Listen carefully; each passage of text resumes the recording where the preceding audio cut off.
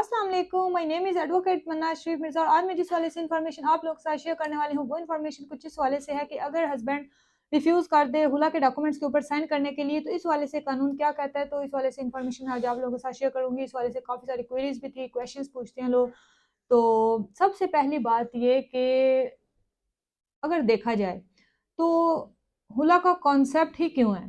अगर सीधी-सीधी हस्बैंड ने डिवोर्स देनी है या उसके साइन की इतनी ज़रूरत है हुला के डॉक्यूमेंट्स के ऊपर, तो वो डिवोर्स का राइट तो उसके पास होता है, तो वो सीधा-सीधा डिवोर्स दे दे औरत को, बजाय इसके कि औरत अदालत में आए और केस फाइल करे हुला के लिए, ठीक है? और फिर जाके प्रोसीडिंग्स के बाद उसकी फ़ेवर में डिग्री पास हो, तो बेहतर तो तरीकाकार फिर यही है कि हस्बैंड उसको डिवोर्स दे दे, ठीक है? अगर हस्बैंड के साइन की ज़रूरत है हमें हुला के डॉक्यूमेंट्स के ऊपर, या अगर वो आके कंसेंट देगा हमारी फेवर में, तो वो उसके पास डिवोर्स का राइट है, वो डिवोर्स दे सकता है, ठीक है?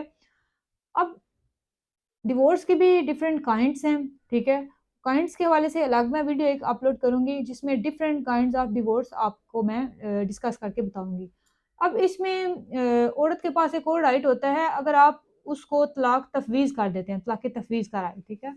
निकाहनामे के अंदर देखें तो कॉलम होता है, उसमें लिखा होता है कि क्या आया आप औरत को ये राइट तफ़वीज़ करते हैं, ठीक है? कि वो डिवोर्स प्रोनाउंस कर सके। ठीक है? अगर तो आपने औरत को ये राइट दिया हुआ है, तो वो फिर डिवोर्स प्रोनाउंस कर सकती है, ठीक है? उसे कहते हैं तलाक़ तफ़वीज़।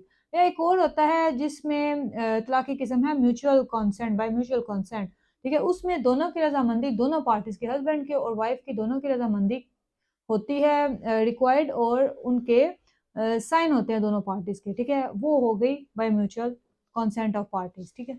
अब ये जो हुला का कॉन्सेप्ट है, इसमें ये लाने का मकसद ही ये था कि जब औरत के ऊपर ज़ुल्म ज़्यादती होती है, ठीक है?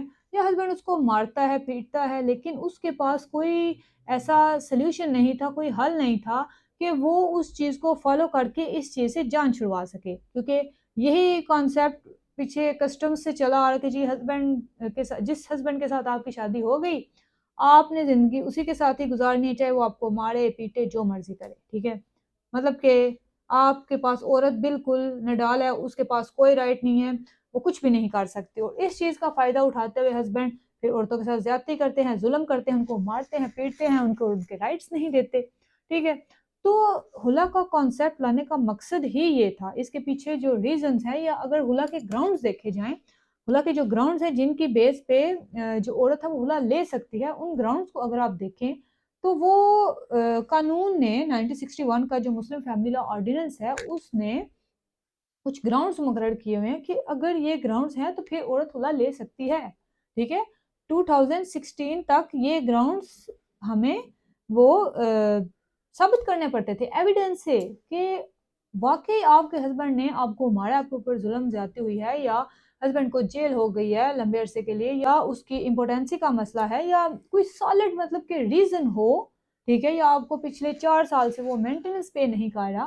तो इस तरह के ग्राउंड्स हैं, ठीक है? उनको आपने साबित करना है। लेकिन 2016 के बाद इसमें काफ़ी सारी लचक पैदा हुई है। अब 2016 के बाद इस चीज़ को साबित करने की ज़रूरत नहीं रही कि आया आपके ऊपर ज़ुल्म ज़्यादती हो रही है, नहीं हो रही। औरत का सिर्फ़ ये कह देना कि मैं इस हस्बैंड के साथ नहीं रहना चाहती, या मुझे इससे नफ़रत हो गई है, अगर ये एक स्टेटमेंट भी वो दे दे, मैं नहीं रहना चाहती, फिर भी औरत की फ़ेवर में हुला की डिग्री पास होनी है। क्योंकि ये औरत का राइट है। ये इसीलिए दिया गया कि बिल्कुल 100% क्लियरली औरत का राइट है। हस्बैंड की इसमें रज़ामंदी की कोई ज़रूरत नहीं है। अब आते हैं क्वेश्चन की तरफ कि जी आया जो हस्बैंड है वो अगर हुला के डॉक्यूमेंट्स के ऊपर साइन नहीं करेगा तो हुला नहीं होगी। नहीं, ये कॉन्सेप्ट गलत है। वो उसको कोर्ट नोटिस भेजती है कि आके तुम अदालत में पेश हो, अपना बयान रिकॉर्ड कराओ। हाँ, अगर वो अदालत में आ जाता है, ठीक है? आके वो अपना बयान देता है, या वो अपनी स्टेटमेंट रिकॉर्ड करवाता है, या रिटन स्टेटमेंट के थ्रू अपनी स्टेटमेंट देता है कि आया मैं इसको रखना चाहता हूँ, नहीं रखना चाहता, या ये हुला लेना चाहती है, मुझे इससे कोई एतराज़ नहीं है, वो अपनी स्टेटमेंट देता है, तो ठीक है, सही है, वो बात ऑन द रिकॉर्ड आ जाएगी। अगर वो नहीं भी आता, अब देखें कोर्ट उसको नोटिस भेज दिया और वो कहते हैं कि जी मैं जी कोर्ट में आता ही हूँ, अब कोर्ट उसके लिए बैठी रहे, या औरत जो है वो उसके लिए बैठी रहे कि वो आएँगे हस्बैंड और वो आके साइन करेंगे तो हुला होगा, नहीं।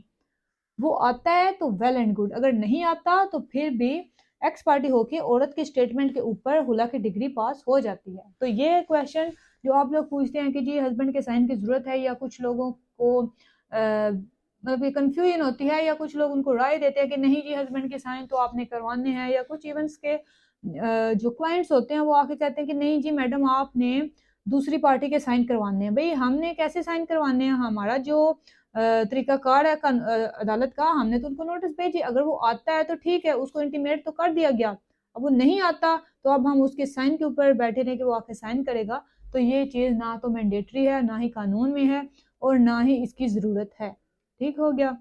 तो दूसरा ये है कि अब हुला में ये लचक है कि अगर आप हुला लेती हैं, औरत हुला लेती है, बाज़ दफ़ा वो औरत को ये भी कहा जाता है कि वो इमोशनल थोड़ी होती है, वो जज्बात में आके ये स्टेप ले लेती है, तो उसके पास रिवर्ट होने का भी रास्ता है, क्योंकि हुला की जो डिवोर्स है वो एक तलाक कंसिडर की जाएगी। हस्बैंड तो देता है, 3 अगठी दी उसने, वो तो अगर ज़ुबान से भी उसने 3 दफ़ा कह दिया तो शरई तौर पे तो हो गई डिवोर्स, ठीक है? तो फिर तो उसका जो इस्लाम ने तरीक़ाकार बताया हुआ है, तो वो हलाला वाली साइड पे जाना पड़ता है, ठीक है? या अगर आपने तलाक सर्टिफ़िकेट ले लिया तो। अब यहाँ पे देखें कि अगर हुला औरत ने लिया है, तो ये एक तलाक कंसिडर की जाएगी। औरत के पास वापस जाने के लिए है ये, इसमें आप कह लें कि थोड़ी लचक दी गई है कि औरत अगर चाहे तो वापस जा सकती है। इवन कि उसने तलाक सर्टिफ़िकेट भी ले लिया, यूनियन काउंसिल में प्रोसीडिंग्स हुई, तलाक सर्टिफ़िकेट भी लेने के बाद वो वापस जाना चाहती है, तो फिर ये है कि दोनों पार्टीज़ का तजदीद निकाह होगा, ठीक है? नए हक़-महर के साथ। तो वो फिर दोनों हस्बैंड वाइफ रहना शुरू कर दें, ठीक है? और ये है कि अगर औरत खुला लेती है तो उसके पास वापसी का राइट है, और अगर डिवोर्स होगी तो फिर वापसी वाला राइट नहीं है, ठीक है? तो ये जो क्वेश्चन था, या ये जो क्वेरी थी कि जी हस्बैंड के साइन की ज़रूरत है या नहीं है, तो आई थिंक मैंने इस वीडियो के थ्रू आपको क्लैरिफाई कर दिया है। अगर आप कंसल्टेंसी चाहते हैं तो जो नीचे व्हाट्सएप का नंबर दिया गया, आप वहाँ मुझसे रब्ता कर सकते हैं, और कंसल्टेंसी पेड है किसी भी केस के हवाले से। और अगर आपका कोई क्वेश्चन है तो काइंडली नीचे कमेंट बॉक्स में पूछिएगा। Thank you very much. अल्लाह हाफ़िज़।